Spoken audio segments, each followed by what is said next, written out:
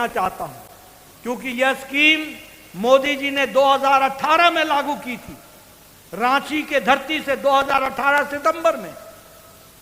7 साल 5 साल में स्वास्थ्य मंत्री रहा, 5 साल अध्यक्ष के बाद मैं फिर से स्वास्थ्य मंत्री बना हूं।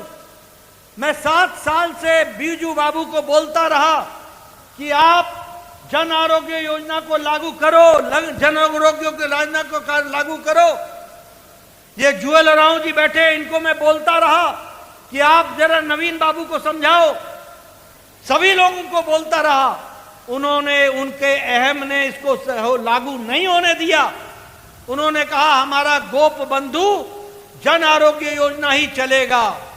इस कारण से जब आपने उड़ीसा की जनता की बात नहीं सुनी तो आपको उड़ीसा की जनता ने घर बैठा दिया और यहां कमल खिला दिया। यह भी हमको याद रखना चाहिए।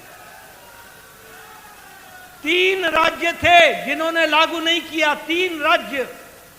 एक राज्य था उड़ीसा, जहां सरकार चली गई और कमल खिल गया। दूसरा राज्य था दिल्ली। मैं बोलता रहा केजरीवाल को लागू कर दो, लागू कर दो, लागू कर दो, लेकिन उसकी नाक इतनी लंबी है जो दिल्ली की जनता के बीच में आड़े आ गई। उसने लागू नहीं होने दिया। दिल्ली की जनता ने धूल छटा दी और कमल खिला दिया, वहां भी लागू हो गया। अब मैं आपसे निवेदन करना चाहता हूं, आपके पड़ोस में वेस्ट बंगाल है, उसने भी लागू नहीं किया है। अब समय उसका आ गया है, वहां भी कमल खिलेगा और प्रधानमंत्री जन आरोग्य योजना लागू होगा। मित्रों, हमें यह समझना पड़ेगा, जो जो लोग मोदी जी के जन कल्याणकारी नीतियों के बीच में रोड़ा बनते हैं, वहां सिंगल इंजन समाप्त हो जाता है, डबल इंजन चलने लग जाता है। इस बात को हमको समझना चाहिए। और इसीलिए मैं बधाई देना चाहता हूं उड़ीसा की जनता को।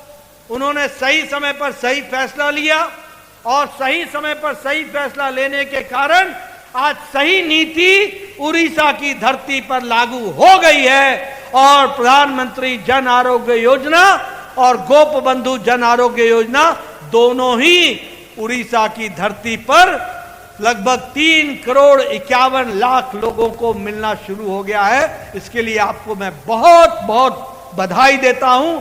आप इसका सदुपयोग कीजिए और स्वस्थ रहिए। इन्हीं शब्दों के साथ बहुत बहुत धन्यवाद।